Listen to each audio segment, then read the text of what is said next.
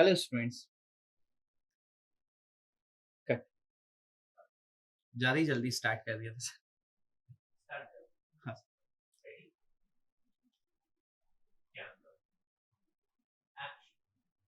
Hello students, previous lecture में हमने discuss किया था ग्राफिकल स्केल। अब डिस्कस करने जा रहे हैं numerical problem based on graphical scale. Screen पर आपको न्यूमेरिकल शो हो रहा होगा। न्यूमेरिकल कह रहा है the area of the plan of an old survey plotted to a scale of 10 metre to 1 centimetre measures now 100.2 centimeter square as found by planimeter. The plan is found to have shrunk so that a line originally 10 centimeter long now measures 9.7 centimeter only. Compute the shrunk scale and compute the true area of survey.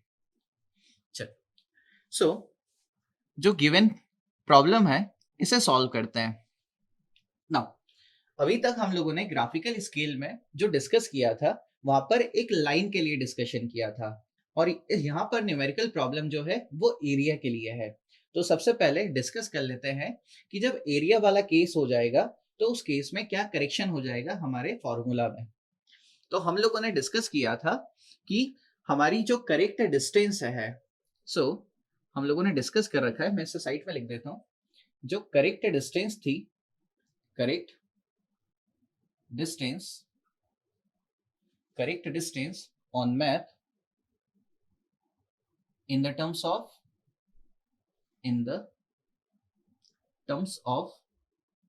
original scale. जो correct distance थी ये हम कैसे determine कर पा रहे थे? Correct distance हम डिटरमाइन कर पा रहे थे shrunk length divide by shrunk factor. Now देखिए, जब हमें करेक्ट डिस्टेंस को डिटरमाइन करना था, हम क्या कर रहे थे? श्रंक लेंथ को डिवाइड कर दे रहे थे श्रंक फैक्टर के साथ। नाउ अभी जो हमें क्वेश्चन दे दिया है, ये क्वेश्चन दे दिया हमें डिस्टेंस के लिए, एरिया के लिए। जब हमें करेक्ट एरिया डिटरमाइन करना होगा, उस केस में क्या चेंजेस आ जाएंगे? Correct area on the map, ठीक है, ओरिजिनल मैप की यहां पर बात हो रही है। Map in the terms of original scale. Now देखिए, इसमें क्या चेंज आ जाएगा? जो श्रंक लेंथ है वो कन्वर्ट हो जाएगा श्रंक एरिया में। ये हो जाएगा श्रंक एरिया। नाउ देखिए, तो करेक्ट डिस्टेंस जो थी वो कन्वर्ट हो गई किसमें? करेक्ट एरिया में। क्लियर है? नाउ देखिए, इसे समझने के लिए यहां थोड़ा समझिए। अगर मैं पहले बात कर रहा था सिर्फ करेक्ट लेंथ की, मैं सिर्फ करेक्ट लेंथ की बात कर रहा था, ठीक है। नाउ अगर मुझे ये डिटरमाइन करनी है तो मैंने क्या किया, यहाँ पर श्रंक लेंथ को डिवाइड कर दिया था श्रंक फैक्टर के साथ। जब मैं करेक्ट एरिया निकाल रहा हूं तो मैं क्या करूंगा? एरिया मुझे कैसे मिल जाएगा? मैं जब करेक्ट लेंथ को मल्टीप्लाई कर दूं करेक्ट लेंथ के साथ तो मुझे क्या मिल जाएगा? करेक्ट एरिया, ठीक है। ये मुझे मिल गया करेक्ट एरिया। वैसे ही जो श्रंक लेंथ था, ये कन्वर्ट हो गया क्या एरिया में? कैसे कन्वर्ट हो जाएगा? तो मैं श्रंक लेंथ को मल्टीप्लाई कर दूंगा श्रंक लेंथ से, मुझे क्या मिल जाएगा? Shrunk area. क्लियर है? यानी हुआ क्या, श्रंक डिस्टेंस में मल्टीप्लाई जब श्रंक डिस्टेंस का किया तो अपन को जब करेक्ट डिस्टेंस मल्टीप्लाई किया तो करेक्ट एरिया मिल गया। एज सिमिलर जब श्रंक लेंथ में मल्टीप्लाई किया श्रंक लेंथ के साथ तो हमें क्या मिल गया? श्रंक एरिया मिल गया। एज सिमिलर श्रंक फैक्टर के साथ क्या हो जाएगा? श्रंक फैक्टर क्या होता है? y बाय एक्स, y यानी कि हमारी श्रंक लेंथ बाय x क्या था? Shrunk area. तो यहाँ पर भी क्या हो जाएगा? श्रंक लेंथ का मल्टीप्लाई हो जाएगा श्रंक लेंथ के साथ और ओरिजिनल लेंथ का मल्टीप्लाई हो जाएगा ओरिजिनल लेंथ के साथ, ठीक है। यानी कि यहाँ पर भी क्या हो जाएगा? जो श्रंक फैक्टर है उसका स्क्वायर हो जाएगा। क्लियर है? नाउ फॉर्मूला में क्या करेक्शन आया? जो हमारा करेक्ट डिस्टेंस था वो हमारा करेक्ट एरिया बन के आ जाएगा। श्रंक लेंथ था वो श्रंक एरिया में कन्वर्ट हो गया और श्रंक फैक्टर का यहाँ स्क्वायर निकल के आ गया। क्लियर है? चलिए अब हम इस प्रॉब्लम को सॉल्व करते हैं। चल सो क्वेश्चन में हमें जो वैल्यूज दे रखी है, यहाँ पर अपन को दे रखा है जो एरिया है वो 100.2 सेंटीमीटर स्क्वायर का दे रखा है। क्लियर है? नाउ सो सबसे पहले अपन क्या निकाल लेते हैं, यहाँ पर हम कैलकुलेट कर लेते हैं सबसे पहले श्रंक स्केल को। तो श्रंक स्केल, चल तो श्रंक स्केल हमें निकालना है। क्लियर है? श्रंक स्केल कैसे निकाल सकते हैं, हम यहाँ पर ओरिजिनल स्केल को मल्टीप्लाई कर देते हैं श्रंक फैक्टर से। तो श्रंक स्केल हो जाएगा original scale multiply by shrunk factor.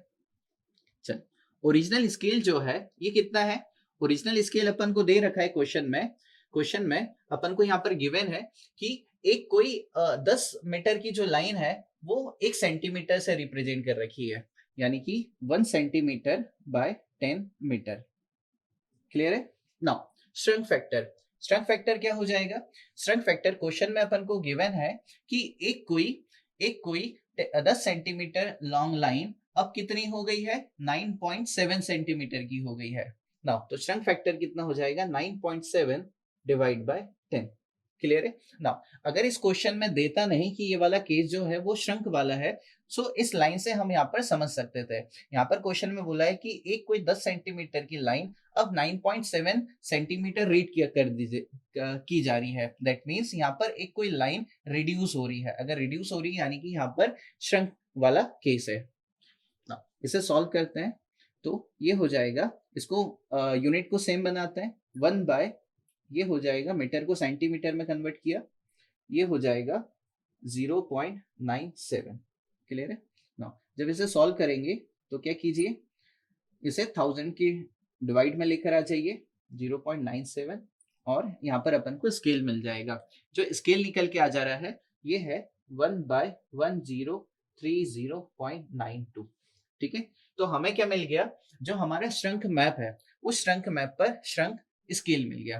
Clear है? नाउ श्रंक स्केल क्या बता रहा है, श्रंक स्केल हमें ये बता रहा है कि श्रंक मैप पर एक यूनिट की लेंथ फील्ड अप पर इतनी यूनिट के बराबर है, यानी कि 1 सेंटीमीटर की लाइन फील्ड अप पर इतने सेंटीमीटर के बराबर है।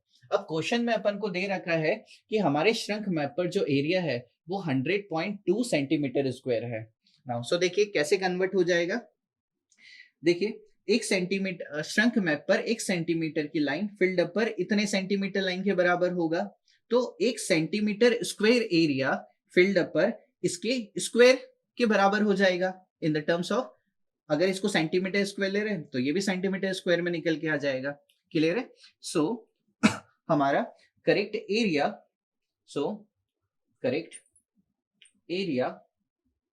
Correct area on the field so correct area on the field यानी कैपिटल ए, ये कितना हो जाएगा। सो क्वेश्चन में अपन को श्रंक एरिया दे रखा है 100.2 सेंटीमीटर स्क्वायर। क्लियर है? ना सो इसे क्या कर दे, हम इसके स्क्वायर से मल्टीप्लाई कर देते हैं, ये हो जाएगा 1030.92 का स्क्वायर। ना देख ये सेंटीमीटर स्क्वायर में था, तो यहाँ पर जो कन्वर्जन के बाद जो एरिया निकल के आएगा वो सेंटीमीटर स्क्वायर में निकल के आएगा, बट हमें चाहिए मीटर स्क्वायर में। क्या कर दें, 10⁻⁻4 से मल्टीप्लाई कर दें। ठीक है? फाइनल जो आंसर निकल के आएगा ये निकल के आ जाएगा 10649 पॉइंट, ये वैल्यू निकल के आती है 42 मीटर स्क्वायर। क्लियर है? चल सो क्वेश्चन ने अपन को दो चीज पूछ रखी थी यहाँ पर, एक तो हमें आस्क कर रखा था श्रंक स्केल, तो श्रंक स्केल निकल के आया 1/1030.92। दूसरा पूछ रखा था क्वेश्चन ने correct area of the field, तो करेक्ट एरिया ऑफ फील्ड निकल के आया 10649.42। ना ये जो एरिया हमने डिटरमाइन किया ये एक तरीके से हमने डिटरमाइन कर लिया, हम दूसरे तरीके से भी एरिया को डिटरमाइन कर सकते हैं। देखिए अगर हमारे पास श्रंक एरिया है तो हम श्रंक फैक्टर की हेल्प से इस करेक्ट एरिया को डिटरमाइन कर सकते हैं। ये करेक्ट एरिया निकल के आ जाएगा मैप पर। एक बार मैप पर एरिया निकल के आ जाएगा देन हम क्या कर सकते हैं, इसे कन्वर्ट कर सकते हैं स्केल की हेल्प से हमारे ग्राउंड के लिए। सो मैं इसे यहाँ पर सॉल्व करके दिखा देता हूँ। चल, सो ये पहला अप्रोच एरिया कैलकुलेट करने के लिए। सो यहाँ पर मैं अप्रोच सेकंड को शो कर देता हूँ, अप्रोच सेकंड। चल, सो हम करेक्ट एरिया निकाल लेते हैं मैप पर। So correct area on map. So map पर करेक्ट एरिया निकाल लेते हैं। क्या हो जाएगा श्रंक एरिया, ये हो जाएगा shrunk area divide by shrunk factor का स्क्वायर। ना क्वेश्चन में अपन को श्रंक एरिया गिवन है, कितना है 100.2 सेंटीमीटर स्क्वायर। श्रंक फैक्टर, ना श्रंक फैक्टर यहाँ पर अपन डिटरमाइन किए, कितना निकल के आया था 0.97 सेंटीमीटर स्क्वायर, 0.97 का स्क्वायर।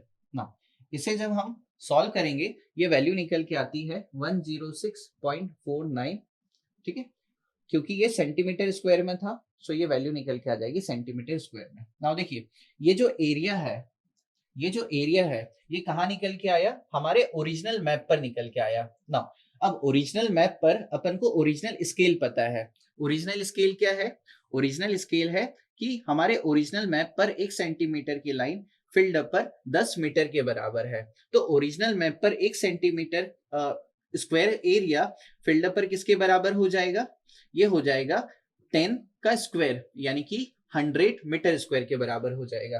तो हम क्या कर देंगे, जब हमें करेक्ट एरिया निकालना होगा फील्ड पर, तो क्या कर देंगे 106.49 यहाँ मल्टीप्लाई किससे कर देंगे 10 का स्क्वायर से। सो ये हो जाएगा 10 का स्क्वायर और फाइनली आंसर निकल के आ जाएगा 10649, ठीक है, मीटर स्क्वायर। क्लियर है। सो चाहे पहली अप्रोच फॉलो कीजिए या दूसरी अप्रोच फॉलो कीजिए, आंसर सेम निकल के आएगा।